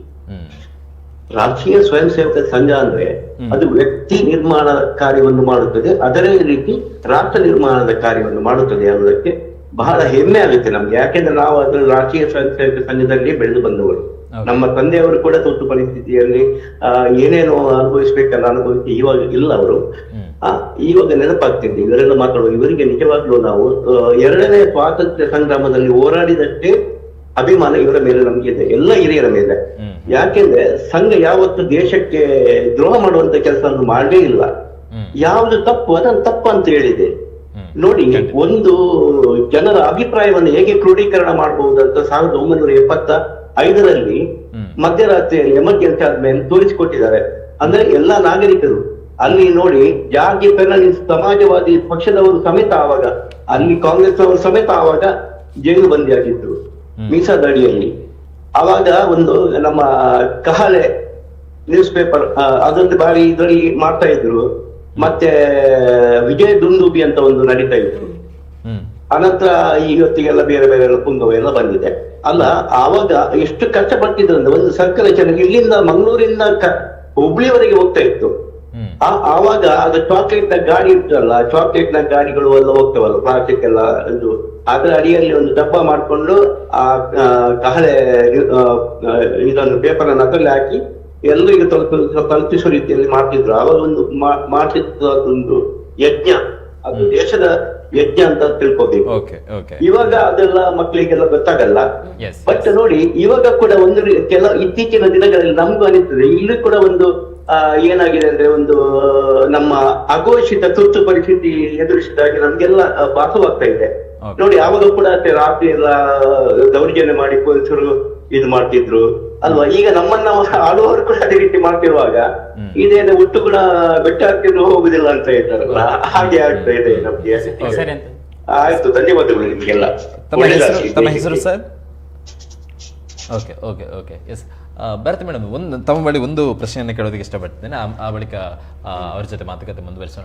ಪ್ರತಿ ಬಾರಿಯೂ ಕೂಡ ಹಲವರಿಗೂ ಕೂಡ ಒಂದು ಗೊಂದಲ ಇದೆ, ಈ ಕಹಳೆ ಅನ್ನುವಂಥದ್ದು. ಈ ಕಹಳೆಯಲ್ಲಿ ಅಂಥದ್ದು ಏನಿತ್ತು ಅಂತ ಹೇಳಿ, ಅಂದ್ರೆ ಅದನ್ನ ಅಡಗಿಸಿಡುವಷ್ಟು ಅಥವಾ ಪೊಲೀಸರ ಕೈಗೆ ಸಿಗದಷ್ಟು ಭದ್ರವಾಗಿಡುವಂತಹ ಕೆಲಸಗಳನ್ನು ಮಾಡ್ತಾ ಇದ್ರು ಎಲ್ಲರೂ ಕೂಡ ಆ ಸಂದರ್ಭ. ಕಹಳೆಯಲ್ಲಿ ಅಂತಹ ಪರ್ಟಿಕ್ಯುಲರ್ ವಿಚಾರಗಳಿಗೆ ಏನು ಇರ್ತಾ ಇತ್ತು ಅಂತ ಹೇಳಿ ಅದು ಕೂಡ ಜನರಿಗೆ ಗೊತ್ತಾಗ, ಅಂದ್ರೆ ಕಹಳೆ ಅಂತ ಹೇಳ್ತಾ ಇದ್ರೆ ಯಾತಕ್ಕೋಸ್ಕರಪ್ಪ ಅದನ್ನ ಅಡಗಿಸಿಡ್ಬೇಕಾದಂತ ಪರಿಸ್ಥಿತಿ ದೇಶದಲ್ಲಿ ತುರ್ತು ಪರಿಸ್ಥಿತಿ, ಪ್ರತಿಭಟಿಸ್ಲಿಕ್ಕಿಲ್ಲ, ಮಾತಾಡ್ಲಿಕ್ಕಿಲ್ಲ, ಏನು ಯಾರ ಹತ್ರ ಹೋಗಿ ಒಂದು ವಕೀಲರ ಹತ್ರ ಮಾತಾಡ್ಲಿಕ್ಕಿಲ್ಲ, ನಮ್ಗೆ ಅನ್ಯಾಯ ಆಗಿದೆ ಅಂತ ಹೇಳಲಿಕ್ಕೆ ಇಲ್ಲ, ಎಲ್ಲ ನ್ಯಾಯಾಂಗ ಇಲ್ಲ, ಕಾರ್ಯಾಂಗ ಇಲ್ಲ, ಪತ್ರಿಕಾ ಸ್ವಾತಂತ್ರ್ಯ ಇಲ್ಲ, ವಾಕ್ ಸ್ವಾತಂತ್ರ್ಯ ಇಲ್ಲ. ವಾಕ್ ಸ್ವಾತಂತ್ರ್ಯ ಕೇವಲ ಇಂದಿರಾ ಗಾಂಧೀಜಿಗೆ ಜೈ ಹೇಳಿ ಸ್ವಾತಂತ್ರ್ಯ, ಭಾರತ್ ಮಾತಾಕಿ ಜೈ ಅಂತ ಹೇಳಲಿಕ್ಕಿಲ್ಲ. ಎಂತ ನಿಮ್ಗೆ ಎಮರ್ಜೆನ್ಸಿ ಹಾಕಿ ನೀವು ಒಂದು ದೇಶದ ಪ್ರಧಾನಿಯಾಗಿ ಭಾರತ್ ಮಾತಾಕಿ ಜೈ ಹೇಳಲಿಕ್ಕಿಲ್ಲ ಅಂತ ಹೇಳಿದ್ರೆ ಏನು ಅವಸ್ಥೆ ನಮ್ದು? ನಾವಿಲ್ಲಿ ಬ್ರಿಟಿಷರ ಕಾಲದಲ್ಲಿ ಇದ್ದೇವೆ. ಬ್ರಿಟಿಷರ ಕಾಲದಲ್ಲಿ ಕೂಡ ನಮ್ಮ ಸ್ವಾತಂತ್ರ್ಯ ಹೋರಾಟಗಾರರು ಬಿಡ್ಲಿಲ್ಲ, ಒಂದೇ ಮಾತ್ರ ಅಂತ ಹೇಳಿ ಗಲ್ಲಿಗೇರಿದ್ದಾರೆ. ಹಾಗಿರುವಾಗ ನಮ್ಮ ಸ್ವತಂತ್ರ ದೇಶದಲ್ಲಿ, ಪ್ರಜಾಪ್ರಭುತ್ವ ದೇಶದಲ್ಲಿ ಇದು ಭಾರತ್ ಮಾತಾಕಿ ಜೈ ಹೇಳಲಿಕ್ಕಿಲ್ಲ ಅಂದ್ರೆ ಹಾಗೆ ಕಹಳೆ ಏನಿತ್ತಂತ ಹೇಳಿದ್ರೆ, ಇಲ್ಲಿ ದೇಶದಲ್ಲಿ ನೀಡುವ ಎಲ್ಲ ನಡೆಯುವ ಎಲ್ಲ ಸಂಗತಿಗಳು ಅದರಲ್ಲಿ ಇರ್ತಿತ್ತು. ನೋಡಿ, ಬರ್ತಾರೆ, ಅರೆಸ್ಟ್ ಮಾಡ್ತಾರೆ, ಮೀಸಾ ಅಂತ ಕೊಂಡೋಗ್ತಾರೆ. ಅವರನ್ನು ಎಲ್ಲಿ ಹಾಕಿದ್ದಾರೆ, ಯಾಕೆ ಕೊಂಡೋಗಿದ್ದಾರೆ, ರೀಸನ್ ಇಲ್ಲ. ಯಾವ ಜೈಲಲ್ಲಿ ಅವರಿದ್ದಾರೆ ಫ್ಯಾಮಿಲಿಗೆ ಗೊತ್ತಿಲ್ಲ. ನೀವು ಹೇಳ್ತೀರಿ ನಮ್ಮದು ಸಹಕಾರ ಭಾರತಿ ಸಂಘಟನೆಯಲ್ಲಿ ಇವತ್ತು ನಾನು NGOದಲ್ಲಿ ಒಂದು ರಾಷ್ಟ್ರೀಯ ಸಂಘಟನಾ ಸಮಿತಿಯ ಸದಸ್ಯೆಯಾಗಿದ್ದೇನೆ. ಅದು ಸಹಕಾರ ಭಾರತಿ ಹುಟ್ಟಿದ್ದೇ ಮೀಸಾದಲ್ಲಿದ್ದ ನಾಯಕರು ಕಲ್ಪನೆ ಕೂಸದು. ಯಾಕಂದ್ರೆ ದೇಶದಲ್ಲಿ ಸಹಕಾರಿ ಕ್ಷೇತ್ರ ಸಹ ಆಗ ತುಂಬಾ ಕೆಳಗೆ ಹೋಗಿತ್ತು. ಅದರ ವೃದ್ಧಿ, ಶುದ್ಧಿ, ಸಮೃದ್ಧಿ ಮಾಡ್ಬೇಕಂತ ಹೇಳಿ ನಮ್ಮದೇ ಇವರೆಲ್ಲ ಒಟ್ಟಾಗಿ, ಲಕ್ಷ್ಮಣರಾವ್ ಇನಾಮದಾರ್, ನಮ್ಮದು ಲೀಡರ್ಸ್ ಎಲ್ಲ ಒಟ್ಟಾಗಿ ಮಾಡಿದ ಕನಸಿನ ಕೂಸು ಇವತ್ತು ರಾಷ್ಟ್ರಾದ್ಯಂತ NGO. ಅಂಥದ್ದೆಲ್ಲ ಎಲ್ಲ ವಿಷಯ, ಎಲ್ಲಿ ಯಾರಿಗೆ ಏನಾಯ್ತು, ಎಲ್ಲೆಲ್ಲಿ ಏನೇನು ಅನ್ಯಾಯ ಆಯ್ತು. ಯಾಕಂದ್ರೆ ನೋಡಿ, ಈಗ ಸಹ ನಾನು ಹೇಳುದು ನಮ್ಮ ಮಕ್ಕಳಿಗೆ ಅಂತ ಹೇಳ್ತಾರೆ, ಒಂದು ಪದ್ಯ ಉಂಟಲ್ಲ, ಗಂಗೆ ಇದ್ದರೇನು, ತುಂಗೆ ಇದ್ದರೇನು, ಹಿಮಾಲಯ ಇದ್ದರೇನು, ನಮ್ಮ ಮನೆಯ ಮಕ್ಕಳು ಮಲಗಿದ್ದಾರೆ ಅಂತ. ಅದಕ್ಕೆ ಅವರನ್ನು ಎಚ್ಚರಿಸಬೇಕಲ್ಲ. ಇವರಿಗೆ ಕೆಲವರು ಹೆದರ್ತಾರೆ, ಅವರಿಗೆ ಕೊಡುದು. ದೇಶದಲ್ಲಿ ಆಗ್ತಾ ಇದ್ದಂತಹ ಘಟನೆಗಳನ್ನ ಈಗಿನ ತರ ಮಾಧ್ಯಮಗಳಲ್ಲಿ ಲೈವ್ ಆಗಿ ನೋಡುವಂತ ಪರಿಸ್ಥಿತಿಗಳು ಇರಲಿಲ್ಲ. ಇರ್ತಾ ಇದ್ರು ಕೂಡ ಅದಕ್ಕೆ ಅವಕಾಶಗಳು ಇರ್ತಾ ಇರಲಿಲ್ಲ. ಅಂದ್ರೆ ಅದೆಲ್ಲವನ್ನ ಕೂಡ ಟೆಲಿಕಾಸ್ಟ್ ಮಾಡ್ಬೇಕು ಅಂತ ಹೇಳಿದ್ರೆ ಕೇಂದ್ರ ಸರ್ಕಾರದ ಪರ್ಮಿಷನ್ ಬೇಕು. ಇಂದಿರಾ ಗಾಂಧಿ ಅವರು ಹೇಳ್ಬೇಕಾ, ಓಕೆ ಟೆಲಿಕಾಸ್ಟ್ ಮಾಡಿ ಅಂತ ಹೇಳಿ. ಅದರ್ವೈಸ್ ಎಂತಹ ಫುಟೇಜ್ ಇದ್ರು, ಎಂತಹ ಮಾಹಿತಿ ಇದ್ರು ಕೂಡ ಅದನ್ನ ಪತ್ರಿಕೆಗಳಲ್ಲಿ ಪ್ರಿಂಟ್ ಮಾಡುವಂತಿರ್ಲಿಲ್ಲ. ಅಂತಹ ಪರಿಸ್ಥಿತಿ ಇತ್ತು. ಆ ಸಂದರ್ಭದಲ್ಲಿ ಇದೊಂದು ಗುಪ್ತವಾಗಿ ಈ ರೀತಿಯಾದಂತಹ ಪತ್ರಿಕೆಗಳನ್ನ ಬಿತ್ತರ ಆಗ್ತಾ ಇತ್ತು. ಅರುಣ್ ಸರ್ ಬಳಿ ಬರ್ತೀನಿ, ಒಂದು ದೂರವಾಣಿ ಕರೆ ಇದೆ. ಹಲೋ ಹಲೋ, ಎಸ್ ಹೇಳಿ ಸರ್. ನಾನು ಸಾಯಿನಾಥ್ ಬೋರ್ಡೂರಿನಿಂದ. ಎಸ್ ಹೇಳಿ.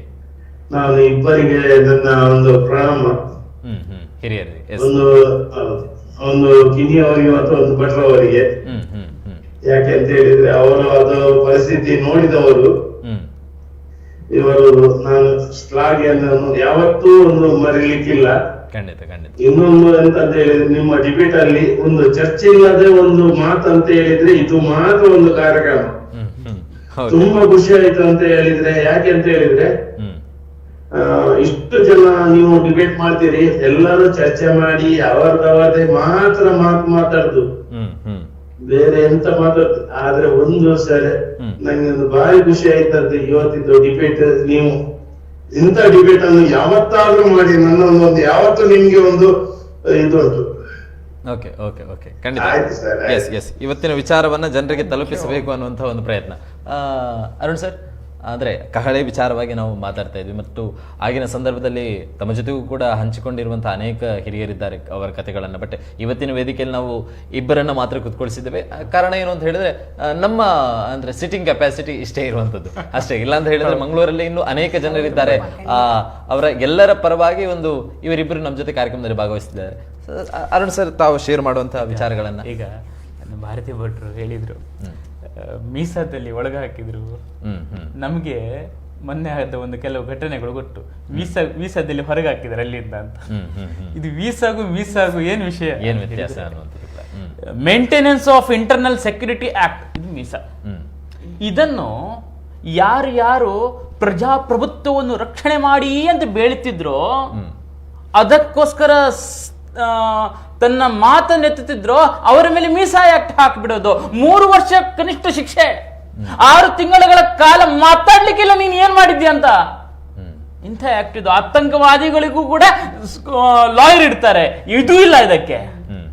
ಇಂಥ ಆಕ್ಟ್ಗಳನ್ನು ಮಾಡಿಕೊಂಡು ಜನರನ್ನು ತ್ರಾಹಿ ತ್ರಾಹಿ ಅನ್ಬೇಕು. ಇನ್ನೂ ಈ ದೇಶ ಸಂಘಟನೆ ಸಾಕಪ್ಪ, ನಾನು ಮನೆಗೆ ಹೋಗಿ ಮನೆ ಮಕ್ಕಳು ನೋಡಿದ್ರೆ ಸಾಕಪ್ಪ ಅಂತ ಹೇಳಿ ಅಂಥ ಒಂದು ಕ್ರೂರವಾಗಿರತಕ್ಕಂಥ ಒಂದು ವಿಷಯ. ಕಹಳೆ ಪೇಪರ್ ಬಗ್ಗೆ ಹೇಳಿದರು, ನಮಗೆ ಗೊತ್ತೇ ಇಲ್ಲ. ಇವತ್ತು ವಾಟ್ಸಪ್ನಲ್ಲಿ ಪಟಾಪಟ್ಟನ್ನು ಟೈಪ್ ಮಾಡಿ ಬರಿತೀವಿ, ಸಾಮಾಜಿಕ ಜಾಲತಾಣದಲ್ಲಿ ಅಪಶಬ್ದಗಳನ್ನು ಬರಿತೀವಿ.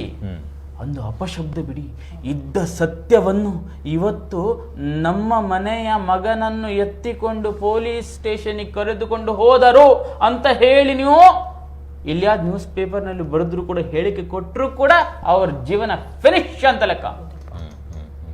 ಅದರ ಬದಲಿಗೆ ಕರುಣಾಮಯಿಯಾಗಿರ್ತಕ್ಕಂತಹ ತಾಯಿ ಇಂದಿರಾ ಗಾಂಧಿ ಅವರ ಕೃಪೆಯ ಮೇಲೆಗಡೆ ಏನಾದ್ರೂ ಬಂದ್ರೆ ಅದು ವೈಭವಯುತವಾಗಿ ಬರುವಂಥದ್ದು. ಅಂದ್ರೆ ಜನರ ಮನಸ್ಸಿನಲ್ಲಿ ಇಂದಿರಾ ಗಾಂಧೀಜಿಯವರು ಅತ್ಯಂತ ಉತ್ಕೃಷ್ಟವಾಗಿರತಕ್ಕಂಥ ಪ್ರಧಾನಿ, ಅವರಿಗಿಂತ ಮೇಲಿಲ್ಲ ಕೀಳು, ಹೀಗಿದ್ರೆ ಅದು ಖುಷಿ, ಇಲ್ಲದಿದ್ದರೆ ಅದು ವ್ಯಥೆ.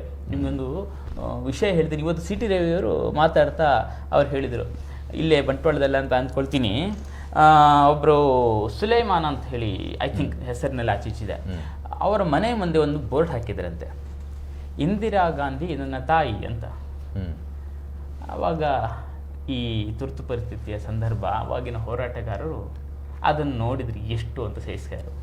ಅದರ ಕೆಳಗಡೆ ಮತ್ತೊಂದು ಸೇರಿಸಿದ್ರಂತೆ, ಹಾಗಾದರೆ ತಂದೆ ಯಾರು ಅಂತ. ಅಷ್ಟೇ, ಅದು ಅವನಿಗೂ ಕೂಡ ಕಸಿವಿಸಿ ಆಯಿತು. ಅದನ್ನದು ಬೋರ್ಡನ್ನು ತೆಗೆದು ಮನೆಯೊಳಗಿಟ್ಟ. ಸ್ವಲ್ಪ ದಿನದ ಆದ ನಂತರ ಅವನು ನಾಪತ್ತೆ ಅಂತ ಆಯಿತು.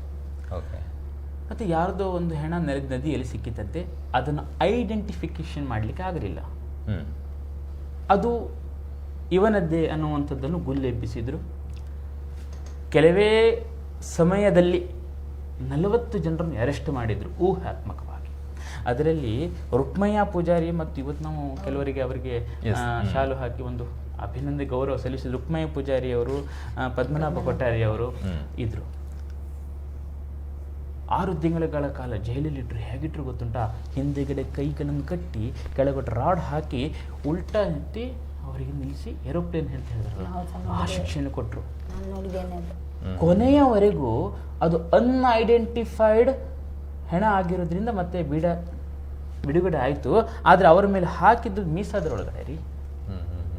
ಅಂದರೆ ಯಾವ ರೀತಿಯಾಗಿ ವಿರೋಧಿಗಳನ್ನು ಸಾಯಿಸಬೇಕು ಅಂತ ಹೇಳಿ, ವಿರೋಧಿಗಳನ್ನು ಹತ್ಯೆ ಮಾಡಬೇಕು ಅಂಥ ರೀತಿಯಲ್ಲಿ ಕ್ರೌರ್ಯವನ್ನು ಈಗಿನವರು ಯಾವ ರೀತಿಯಾಗಿ ಸಮರ್ಥನೆ ಮಾಡಿಕೊಳ್ತಾರೆ, ಯಾವ ರೀತಿ ಸಮರ್ಥನೆ ಮಾಡಿಕೊಳ್ತಾರೆ? ಇಂಥದ್ದು ನಡೆದಿತ್ತು ಅನ್ನುವಂಥದ್ದು ಅಷ್ಟೊಂದು ಮುಚ್ಚಿ ಹಾಕಿದ್ರಲ್ವಾ. ಇವತ್ತಿನ ಜನರ ಒಂದು ಪಠ್ಯಪುಸ್ತಕದಲ್ಲಿ ನಮ್ಮ ಭಾರತದ ಇತಿಹಾಸ ಅಂತ ಹೇಳುವಾಗ ಒಂದು 5 ಪುಟ ಆದರೂ ತುರ್ತು ಪರಿಸ್ಥಿತಿ ಬಗ್ಗೆ ಬರಬೇಕು. ನಮ್ಮ ಯಾಕೆ ಬರಬೇಕು ಅಂತ ಹೇಳಿದ್ರೆ, ನಾನು ಕಾಂಗ್ರೆಸ್ಸಿಗೆ ಓಟ್ ಕಡಿಮೆ ಆಗಬೇಕು ಅಂತ ಹೇಳ್ತಾ ಇಲ್ಲ. ಯಾಕೆ ಬರಬೇಕು ಅಂತ ಹೇಳಿದ್ರೆ, ಪ್ರಜಾಪ್ರಭುತ್ವ ಅಂದ್ರೆ ಏನು ವ್ಯಾಲ್ಯೂ ಗೊತ್ತಾಗುತ್ತೆ. ಅವಾಗ ಪ್ರಜಾಪ್ರಭುತ್ವ ಯಾಕೆ ಉಳಿಬೇಕು ಅನ್ನುವಂಥದ್ದು ವ್ಯಾಲ್ಯೂ ಇದರಿಂದ ಗೊತ್ತಾಗುತ್ತೆ.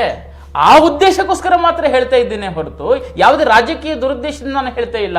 ಪ್ರಜಾಪ್ರಭುತ್ವದ ವ್ಯಾಲ್ಯೂಸ್ ಏನು ಅಂತ ಹೇಳಿ ಗೊತ್ತಾಗಬೇಕಾದ್ರೆ ಒಂದ್ಸತಿ ಆ 2 ವರ್ಷಗಳ ಯಮಯಾತನೆ ಇದೆಯಲ್ಲ, ಅದು ಒಂದ್ಸತಿ ನೋಡಿ. ಅದು ಭಗೀಲು ಅಂತ ಪುಸ್ತಕ ಇದು, ಒಂದ್ಸತಿ ಓದಿ ನೋಡಿ.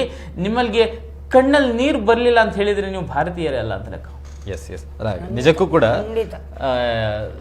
ನನ್ನ ಸ್ವಂತ ಅನುಭವವನ್ನು ಹೇಳಬೇಕು ಅಂತ ಹೇಳಿದ್ರು ಕೂಡ ನನಗೂ ಕೂಡ ಕಾಲೇಜ್ ಮೆಟ್ಟಿಲು ಹತ್ತುವ ತನಕ ತುರ್ತು ಪರಿಸ್ಥಿತಿ ಅಂದರೆ ಏನು ಅಂತಲೂ ಕೂಡ ಗೊತ್ತಿರಲಿಲ್ಲ. ಯಾಕಂತ ಹೇಳಿದ್ರೆ ನಾವು ಕಲಿಯುವಂಥ ಪಠ್ಯಪುಸ್ತಕಗಳಲ್ಲಿ ಇದು ಯಾವುದನ್ನು ಕೂಡ ಉಲ್ಲೇಖಗಳನ್ನು ಮಾಡ್ತಾ ಇಲ್ಲ. ನಾನು ನೆಲೆಸಿರುವಂತಹ ಭಾರತದಲ್ಲಿ ಇಂತಹ ಘಟನೆಗಳು ನಡೆದಿದೆ ಅನ್ನುವಂತಹ ವಿಚಾರಗಳನ್ನು ನಮಗೆ ತಿಳಿಯಪಡಿಸುವಂಥ ಪ್ರಯತ್ನಗಳು ನಡೀತಾ ಇರಲಿಲ್ಲ. ಅದರ ಹೊರತಾಗಿ ಬೇರೆ ವಿಚಾರಗಳನ್ನು ಅದರಲ್ಲಿ ತುರುಕಿಸ್ತಾ ಇದ್ರು. ಅದಕ್ಕೋಸ್ಕರ ಅರುಣ್ ಶೆಟ್ಟಿ ಅವರು ಹೇಳಿರೋ ಪ್ರಕಾರ ಈಗಿನ ಪಠ್ಯಪುಸ್ತಕದಲ್ಲಾದರೂ ಇನ್ನು ಮುಂದಿನ ಪೀಳಿಗೆಯ ಮಕ್ಕಳಿಗಾದರೂ ಈ ದೇಶದಲ್ಲಿ ಏನು ನಡೆದಿತ್ತು ಅನ್ನುವಂಥ ವಿಚಾರಗಳು ಇರಲಿ. ಅದನ್ನು ರಾಜಕೀಯವಾಗಿ ಅವರಿಗೆ ಮತ ಕಡಿಮೆ ಆಗುತ್ತೆ ಅಥವಾ ಇನ್ನೊಂದು ಪಕ್ಷಕ್ಕೆ ಮತ ಹೆಚ್ಚಾಗುತ್ತೆ ಅನ್ನುವಂಥ ವಿಚಾರವನ್ನಲ್ಲ, ಪ್ರಮುಖವಾಗಿ ಇಲ್ಲಿ ಏನು ನಡೆದಿತ್ತು ಅನ್ನುವಂಥ ಆ್ಯಕ್ಚುಯಲ್ ಫ್ಯಾಕ್ಟ್ಗಳನ್ನು ಪಠ್ಯಪುಸ್ತಕಗಳಲ್ಲಿ ಇರಲಿ ಅನ್ನುವಂಥದ್ದು ಮಾತ್ರ. ಪುಸ್ತಕದಲ್ಲಿದ್ದಾಗ ಮಾತ್ರ ಅದು ಮಸ್ತಕಕ್ಕೆ ಬರೋದಕ್ಕೆ ಸಾಧ್ಯ. ಈ ಪ್ರಯತ್ನಗಳನ್ನು ಕೂಡ ಈಗಿನ ವ್ಯವಸ್ಥೆಗಳು ಖಂಡಿಸ್ತಾವೆ. ಅದು ವಿಪರ್ಯಾಸ. ಒಂದು ದೂರವಾಣಿ ಕರೆ ಇದೆ. ಹಲೋ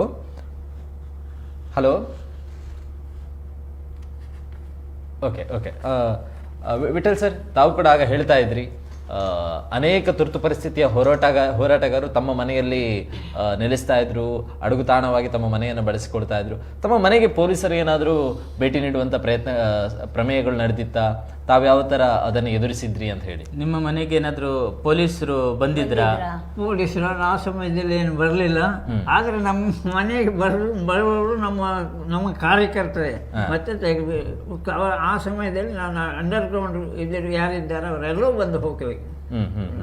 ನಿಮಗೆ ಕೃಷ್ಣಪ್ಪನವರು RSS ಕೃಷ್ಣಪ್ಪ ಹಿರಿಯ ಪ್ರಚಾರಕ, ಮತ್ತೆ ಸಂಜೀವ್ ಶೆಟ್ಟಿ MLC ಆ ಸಮಯದಲ್ಲಿ.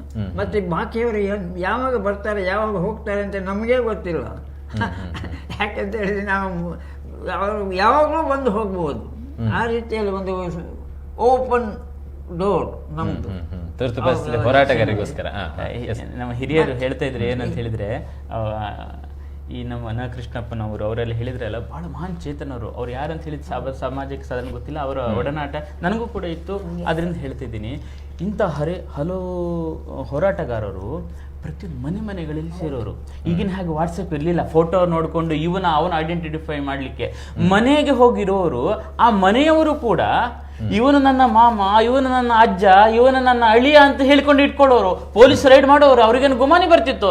ಪೊಲೀಸ್ ರೈಡ್ ಮಾಡುವಾಗ ಇವನು ಅಲ್ಲಿ ತೆಂಗಿನಕಾಯಿ ತುರಿತಾ ಇದ್ದಾನೆ, ಇವನೇನು ಕೃಷ್ಣಪ್ಪನಂತವರು ಅಥವಾ ದೊಡ್ಡ ಹೋರಾಟಗಾರರು ಅಂತ ಅಂದ್ಕೊಳ್ಲಿಕ್ಕೆ ಸಾಧ್ಯ ಇಲ್ಲ. ಅವ್ರನ್ನ ಏನ್ ಅರೆಸ್ಟ್ ಮಾಡೋದು, ಹೇಗ್ ಮಾಡೋದು ಅಂದ್ರೆ ಯಾವ ರೀತಿ ಕೆಲಸ ಮಾಡಿದ್ದಾರೆ ಅಂತ. ಈಗಿನ ಹಾಗೆ ನಾವು AC ರೂಮ್ನಲ್ಲಿ ಕುಳಿತುಕೊಂಡು ಹೋರಾಟಗಾರ ಅಲ್ಲ ಅವರೆಲ್ಲ, ಖಂಡಿತ ಆ ಒಂದು ನೆಲದಲ್ಲಿ ನಿಂತುಕೊಂಡು ಕೆಲಸ ಮಾಡಿದಾರಲ್ಲ.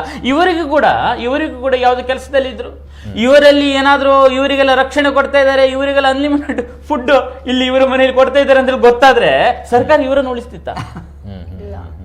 ಇವರು ಸ್ವಾತಂತ್ರ್ಯ ಹೋರಾಟ ಮಾಡಿದ್ರು, ಗೋವಾದಲ್ಲಿ ಹೋರಾಟ ಮಾಡಿದ್ರು, ಅದು ತುರ್ತು ಪರಿಸ್ಥಿತಿಯಲ್ಲಿ ಸಿಕ್ಕಿ ಹಾಕಿಕೊಂಡ್ರು ಅಂತ ಹೇಳಿದ್ರೆ ಇವರು ಕೂಡ ಜೈಲೇ.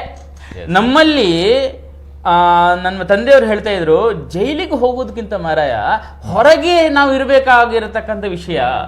ಎಲ್ಲರೂ ಜೈಲಿಗೆ ಹೋಗ್ಬಿಟ್ರೆ ಹೊರಗೆ ತಿಳಿಸೋರು ಯಾರು? ಯಾರು ಹೊರಗೆ ಭೂಗತವಾಗಿರೋದು ಅಷ್ಟು ಸುಲಭದ ಕೆಲಸ ಅಲ್ಲ. CIDಗಳನ್ನು ಬಿಡ್ತಾ ಇದ್ರು, ಅಂದ್ರೆ ನಾವು ಹೇಳ್ತೀವಲ್ಲ ಗುಪ್ತಚರ ಇಲಾಖೆಗಳನ್ನು ಬಿಡ್ತಾ ಇದ್ರು. ಅವರವರ ಯಾರು ಏನಂತ ಗೊತ್ತಿರ್ಲಿಲ್ಲ, ಇವರ ಹತ್ರ ಬಂದು ಪಾಲಿಶ್ ಆಗಿ ಮಾತಾಡುದು, ಕಹಳೆ ಎಲ್ಲ ಸಂಗ್ರಹ ಚೆನ್ನಾಗಿಡಪ್ಪ, ಇನ್ನೊಬ್ಬರ ಕೊಡ್ಲಿಕ್ಕಿದ್ದು, ಹೀಗೆ ಯಾರು ಏನಂತ ಗೊತ್ತಾಗ್ತಿರ್ಲಿಲ್ಲ. ಮತ್ತೆ ಗೊತ್ತಾಗ್ತಿತ್ತು ಅವರೇ ಇವರು ಅಂತ. ನಮ್ಮ ಚಿಕ್ಕಪ್ಪನನ್ನು ಅರೆಸ್ಟ್ ಮಾಡಬೇಕಾದ್ರೂ ಕೂಡ ಹಾಗೇನೆ ಯಾರನ್ನೂ ಹುಡುಕಿಕೊಂಡು ಬಂದ್ರು. ಅದ್ರಲ್ಲಿ ಯಾರೋ ಇನ್ನೊಬ್ಬ ಗುಮಾನಿ ಕೊಟ್ಟ, ಇವನಿಗಿಂತಲೂ ಇನ್ನೊಬ್ಬ ಇದ್ದಾನೆ ಒಳಗಡೆ ಅಂತ, ನಾಗೇಶ್ ಶೇಟ್ ಅಂತ, ಅವನ್ನ ಹಿಡ್ಕೊಂಡು ಹೋಗಿ ಅಂತ ಅವರನ್ನು ಇಟ್ಕೊಂಡು ಹೋದ್ರು. ಹೀಗೆ ಅನೇಕ.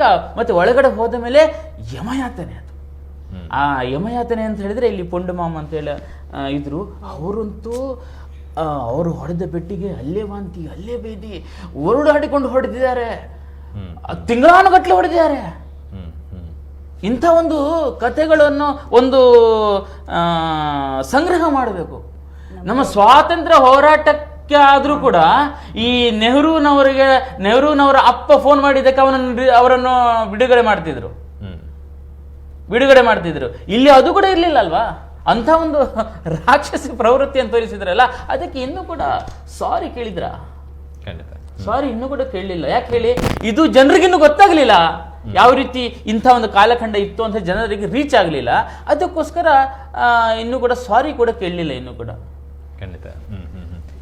ಭಾರತಿ ಮೇಡಮ್, ನಮ್ಗೆ ಅರೆಸ್ಟ್ ಆಯ್ತಲ್ಲ, ಅರೆಸ್ಟ್ ಆಗುವಾಗ ಬಸ್ ಸ್ಟ್ಯಾಂಡ್ ಅಲ್ಲಿ ಇದ್ದ ಉಳಿದ ಜನರನ್ನ ಸಹ ತಂದ್ರು, ಹೆಂಗಸರನ್ನೆಲ್ಲ.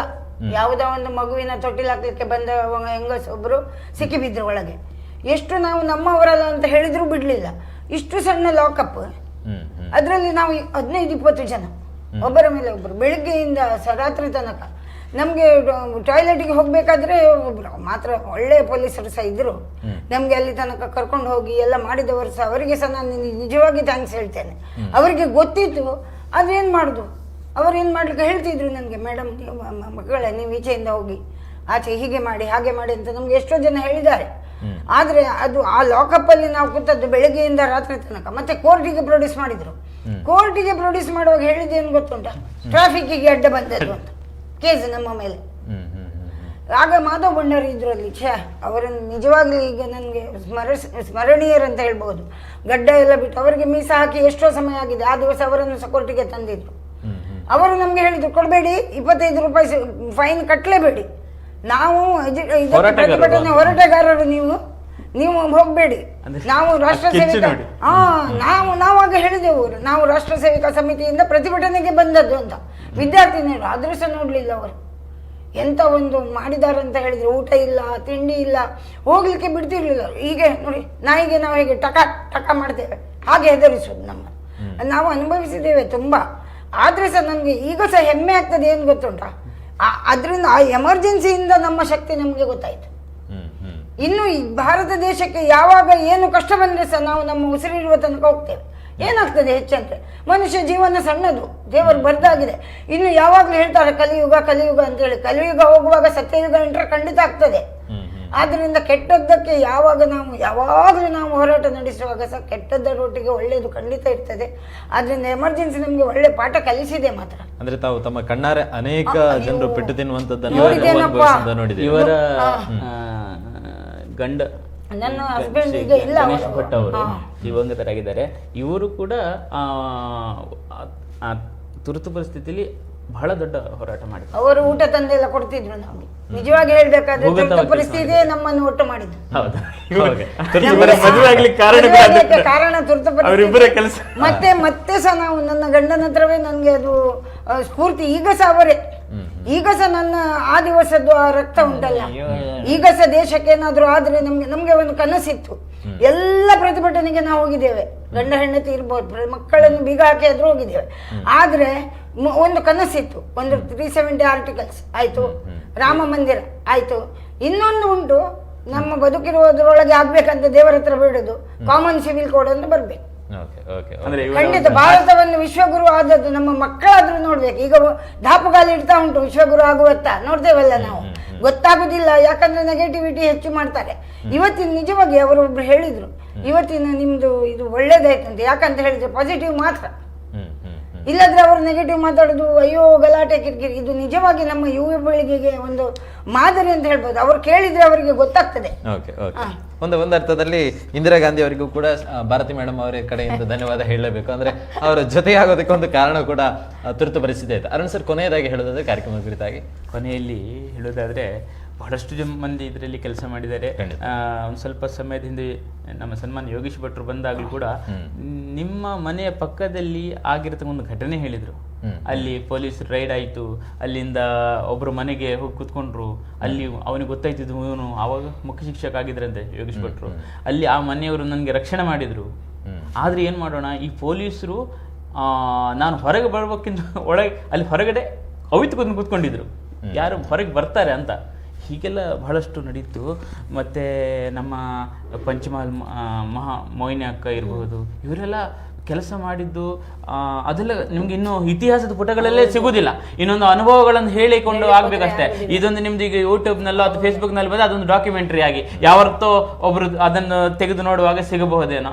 ಆದರೆ ನಾನು ಹೇಳಿದಂತೆ MV ಕಾಮತ್ ಅಂತ ಹೇಳಿದ್ರು, ಅವರು ಅದರಲ್ಲಿ ಲೇಖನ ಬರೆದಿದ್ರು ಎಮರ್ಜೆನ್ಸಿ ಅಂದ್ರೆ ಏನು ಅಂತ. ಅವರೊಂದು ಈ ಹೇಳಿಕೆ ಇದೆ, it is not amended, no amended, it is ended of constitution. ಇದು ಕಾನ್ಸ್ಟಿಟ್ಯೂಷನ್ನ ಸಮಾಪ್ತಿ ಅಂತ ಆವಾಗ ಹೇಳಿದರು. ಈಗಲಾದರೂ ಎಲ್ಲ ಬಂಧುಗಳು ಇದನ್ನು ನೀವು ರಾಜಕೀಯವಾಗಿ ನೋಡಬೇಡಿ. ಯಾವುದೋ ವ್ಯಕ್ತಿ ತಪ್ಪು ಮಾಡ್ತಾರೆ.